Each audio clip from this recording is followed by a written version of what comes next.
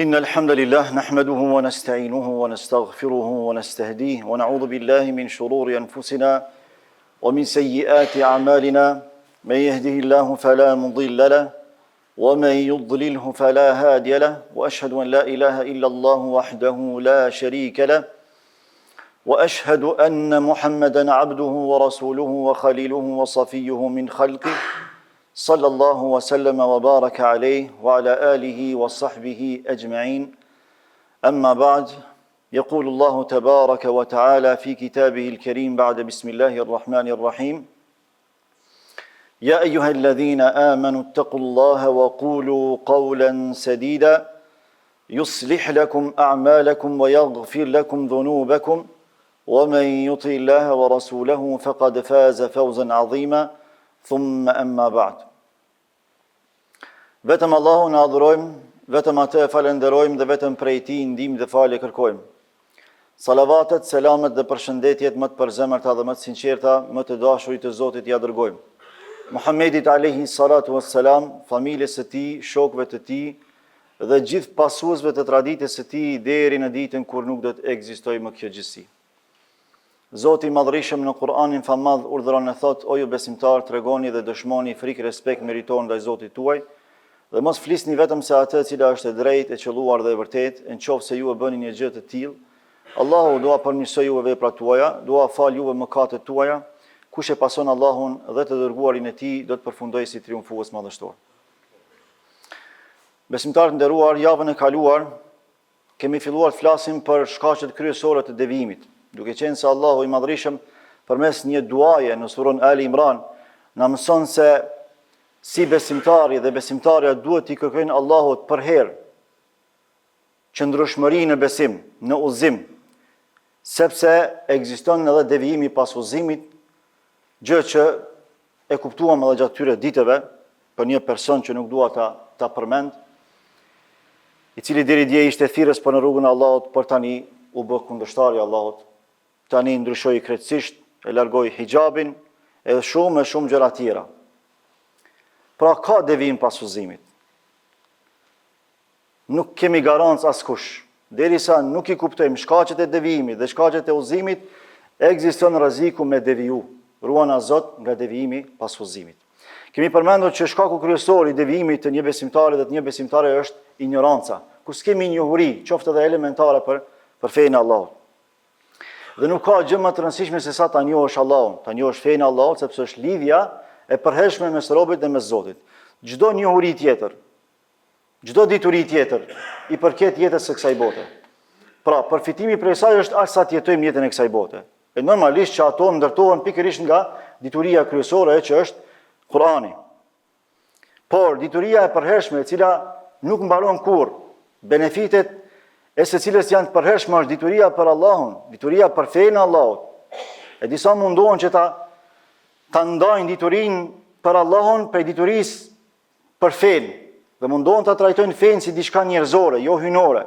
Por s'ka mundësi që Allahu të lejojë që besimtarët e tyre të adhurojnë Allahun pa njohuri.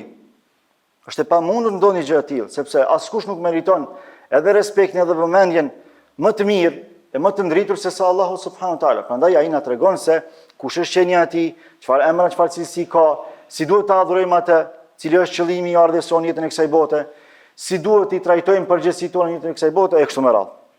Shkaku i dytë që kemi përmend është pasimi i epshit. Kur robi çdo gjë që ja kërkon epshi, ja përmbush, duke mos e analizuar, duke mos pyetur për të, duke mos e peshuar në peshorën kuranore dhe pejgamberike. Ndërkaq pejgamberi Allah ka thënë që askush prej jush nuk ka besuar vërtet derisa nuk bëhet epshi i tij në pajtueshmëri të plotë me shpalljen e Allahut. Ne kemi epsh, është krejtësisht normale, por si duhet t'i përmbushim nevojat epshore? Përmes asaj që na mëson Allahu dhe Rasulullahu alayhi salatu wasalam, jo përmes asaj që ne mendojmë. Prandaj shumica e njerëzve sot, në momentin kur atyre u ofrohet këshilla e braktisjes së një gjunahe, e braktisjes së një mëkati, apo e veprimit të një halali, të një vepre të mirë, ai i thotë, "Mu nuk më merr mendja."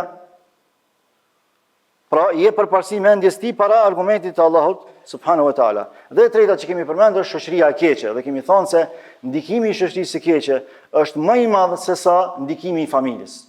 Prandaj ka thënë pejgamberi Allahut që njeriu është në fenë e shokut, s'ka thënë në fenë e babas, as në fenë e nanës, për shkak të ndikimit të madh që e ka shoku i keq. Do t'i përmend edhe 3 shkaqe tjera, që gjithashtu janë për shkaqeve kryesore të devijimit të një besimtari apo të një besimtare pas udhëzimit. E para që do të përmendja është imitimi i verbërit të tjerëve. Shumica muslimanëve sot, duke mos e vërejtur fare, imitojnë të tjerët.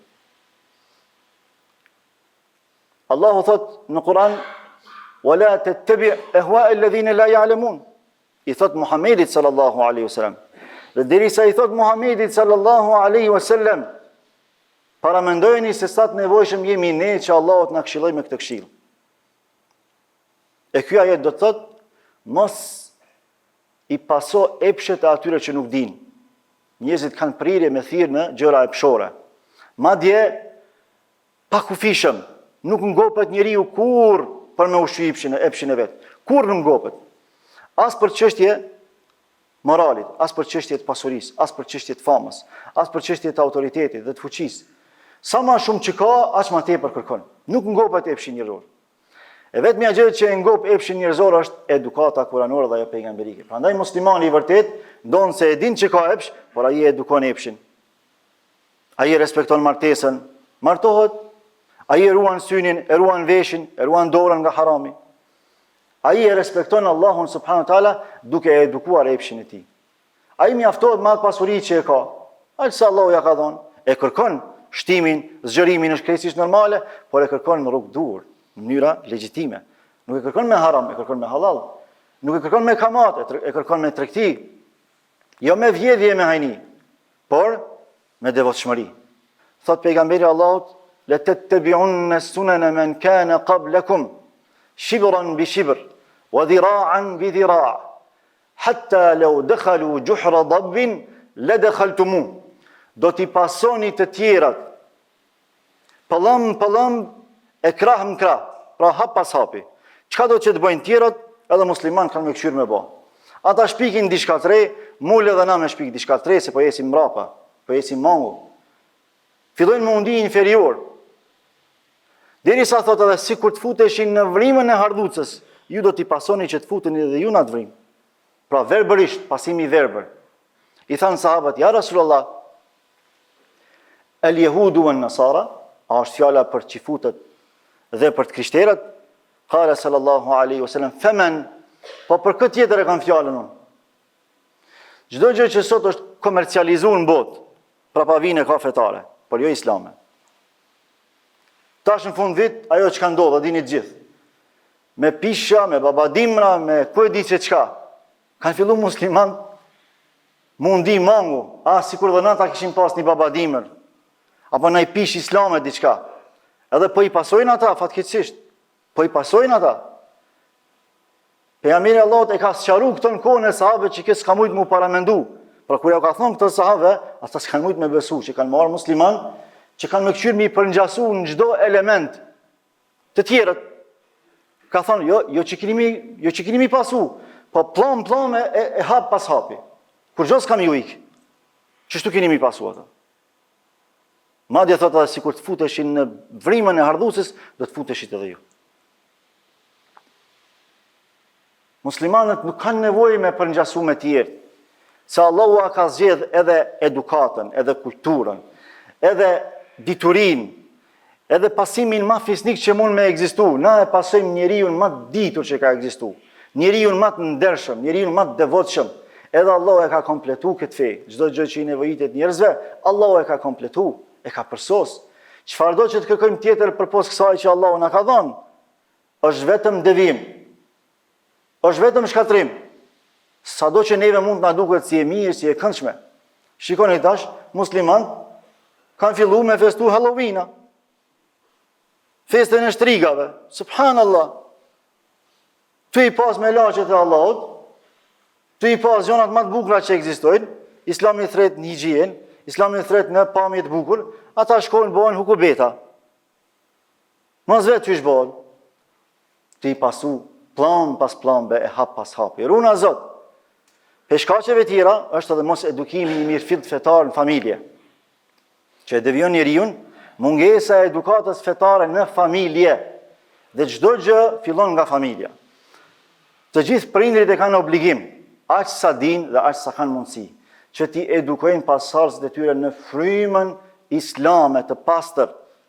Ajo që atyre u garanton sukses në këtë botë dhe në botën tjetër, është edukata kuranore dhe ajo pejgamberike. Nëse dëshirojnë prindit me qenë të respektuar nesër, me qenë të dëgjuar, të pasuar nesër, le t'i edukojnë në frymën që Allahu na mëson. Nëse s'kan mundësi me mësu vetë, le t'i regjistrojnë, ja e kemi mektebin, elhamdulillah, çdo xhami e Prizrenit po lulzon me yje. Po lulzon me yje, duke mësu për fejnë Allahu subhanahu wa taala. Ata nesër do t'jenë fëmijë që do të respektojnë babën e nanë. Ai që respekton Allah, ka me respektu babën e nanë. Ai që respekton Allah, ka me respektu popull. Ai që respekton Allah, ka me respektu këmbë. Gjitha tjerat janë fjalë koti. Ai që thot, unë besoj në Zot, po nuk besoj në fe. Unë besoj në Zot, po nuk e pasoj Muhamedit sallallahu alaihi wasallam, ai s'ka edukat fetare. Nuk ka edukat fetare, harrone. Nesër edhe kombin ta shet për disa qindarka. Sikur se ka ndodhur. Se njerëzit kuptohen në vështirësi, që atëherë kur vjen lakin fyt, që aty shihet kush me të vërtetë e don Allahun edhe beson Allahun, kush ja don vendin të mirën, kush është patriot e kush nuk është patriot. Prandaj në luftën e fundit kush e dëshmoi? Që ata që besojnë në Zot e dëshmojnë. Që ata që kanë të lidhur me Zotin e dëshmojnë se sa do të më kontribu për vend. Muslimanët e këtij vendi luftuan. E në kryet tyne o gjallart ju prinë, sa për tyne janë dëshmor, sa për tyne janë invalid. Edhe sot dalin disa dhe flasin, çfarë flasin, por fatmirësisht populli në është syqel dhe nuk bie në këto gracka. Edukoni fëmijët tuaj sa më shumë që keni mundësi. Kiameti nuk vije për smiri, vije për skeqi. Por luma ata që kanë edukat, të mirëfillt fetare, do të jenë të mbrojtur nga Allahu subhanahu wa taala. Dhe e treta, pe shkaqeve që ndikon në devimin e njeriut, është edhe propaganda apo rënja në kurthën e propagandës moderne globale kundër islamit. Sot bota funksionon në sajt të propagandës. Është duke u bë luftë e madhe me prish imazhin e islamit. Në kuadër kësaj lufte globale, përfshihet edhe vendi ynë. Gjitha këto lëvizjet e dëgjallit që kanë dalë, do të dalin edhe më tepër. Këto janë gjitha pjesë e asaj agjenture për me prish imazhin e islamit. Për me paraqit islamin si diçka primitiv, si diçka shkatrues, si fe e terrorizmit. Po Islami ja u ka mësu paqen aty. Ata s'kan ditë çka është paqja. Islami ja u ka mësu pastërtinë. Ata s'kan ditë çka është me marr tahiret. Islami ja u ka mësu aty çka do të thonë babë nan.